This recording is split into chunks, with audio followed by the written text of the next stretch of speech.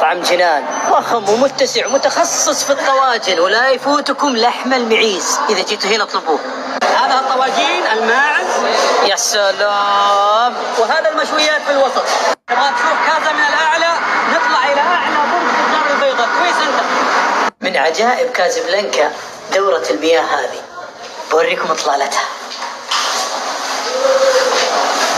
دورة مياه في المغرب، هذه إطلالة فندق 5 نجوم. ما هذا يا كازابلانكا. طاعم والمقاهي المطلة على شاطئ الدار البيضاء على المحيط مباشرة. هنا المغرب، هنا الدار البيضاء في وجهها الجديد. الله.